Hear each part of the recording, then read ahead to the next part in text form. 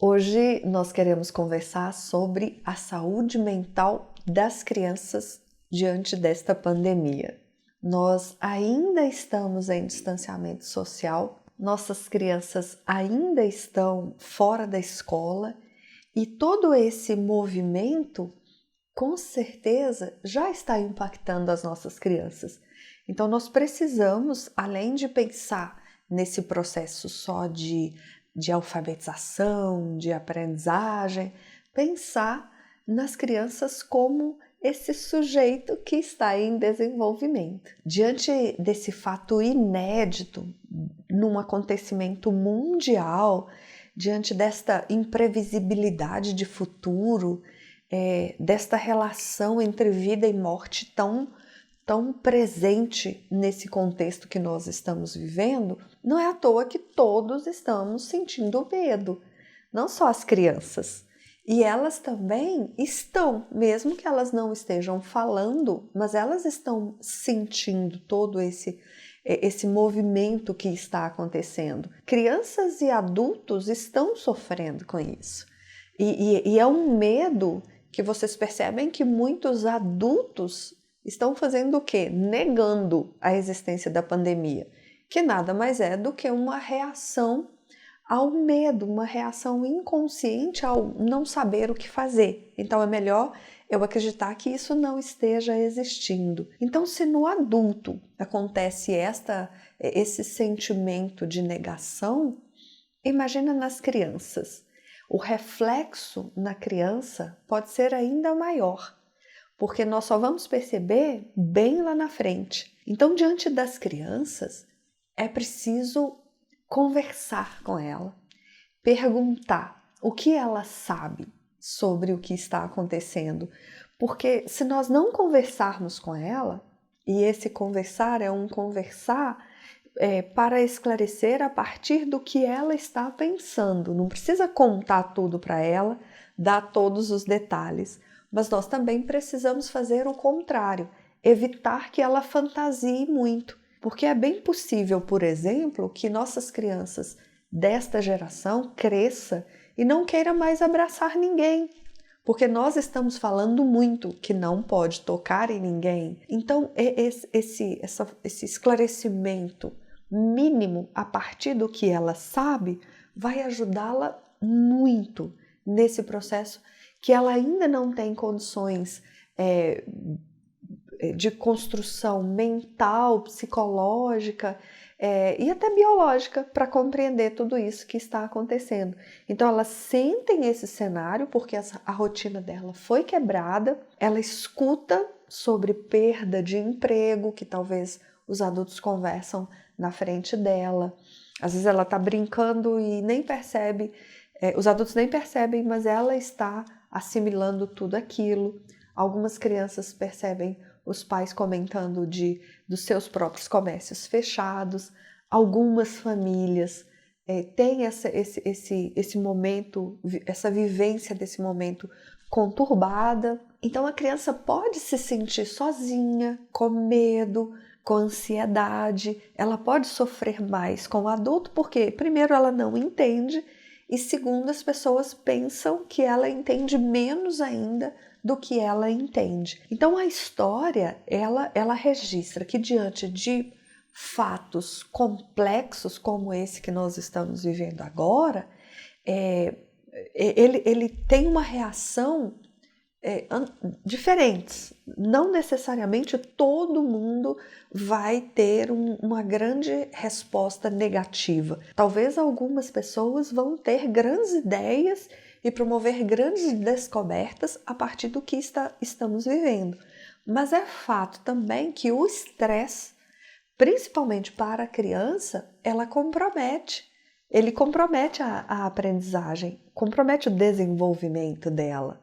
Então nós precisamos estar atentos para minimizar este estresse, para tentar alinhar um pouco a comunicação com ela, para que ela, dentro deste contexto, não tenha tanto estresse. Existe um estudo do Centro de Desenvolvimento Infantil da Universidade de Harvard que ele mostra para nós os impactos da pandemia de diversas formas, estudando os impactos da pandemia de 1918, quando eles criaram termos para classificar os riscos da pandemia para o desenvolvimento das crianças. Eles identificaram um estresse tolerável, que as crianças conseguiram, algumas crianças conseguiram passar por aquele período e não foi tão prejudicial, algumas para o estresse que foi positivo, que foram crianças que cresceram e conseguiram ter essa capacidade de resiliência, mas o maior número de crianças passaram pelos impactos do estresse tóxico. Este estresse tóxico foi o que eles chamaram para identificar aquelas crianças que vivenciaram aquela situação da época, que foi uma dificuldade forte, prolongada, e que essas crianças não receberam nenhum tipo de apoio adequado, nenhum tipo de conversa, mesmo que simples, em família, explicando o fato e as possibilidades de sair daquele fato. Essas crianças que não tiveram esse apoio, elas tiveram o cérebro saturado, interrompendo o desenvolvimento delas. E essas pesquisas, elas nos ajudam muito a mudar o foco de contato com a nossa criança. Fazer de conta que nada está acontecendo não vai ajudar.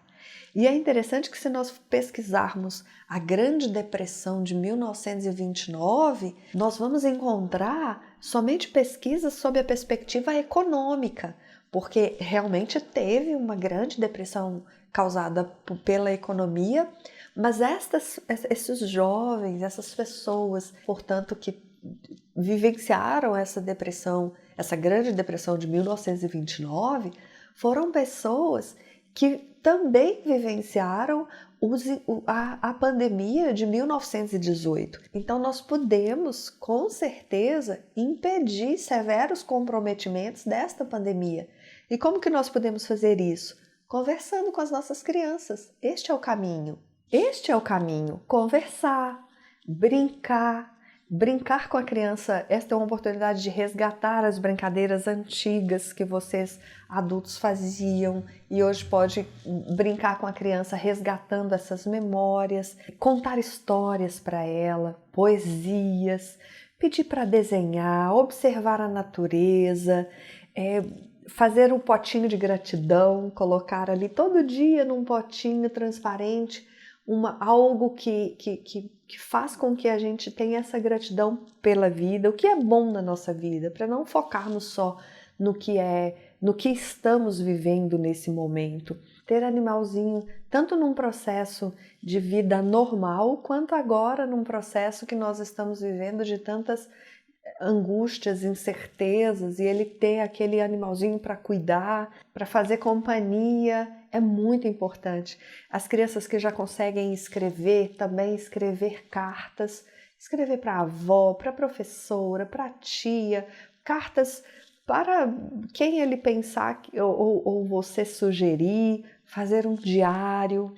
Ajudar as crianças a fazerem o diário é extremamente importante. Enfim, este é um período que nós precisamos, com as nossas crianças, conversar muito, trazendo consciência, esse sentimento de consciência. É um momento muito válido de trazer para a conversa com as crianças sobre desigualdade social, sobre o consumo exagerado que nós temos, sobre a importância da higiene, sobre as prioridades, o quanto é importante a educação e a saúde. Então, o conversar neste momento, a partir do que a criança já sabe, não colocando elementos complexos para ela, mas esclarecendo as dúvidas dela, sem dar muitos detalhes, vai ajudar esta criança a passar por esse período com a possibilidade de resiliência e não com a possibilidade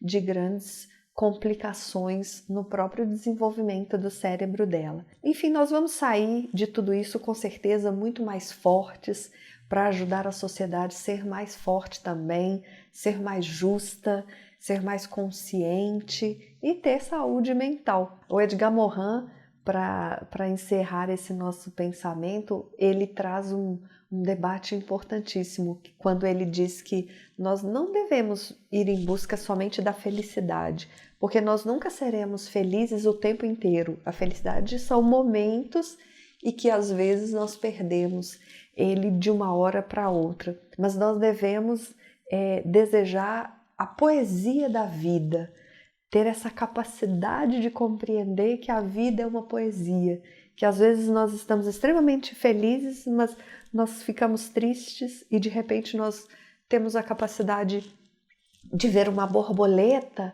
de ver uma árvore, de ver um animalzinho brincando e ali a gente ri de novo.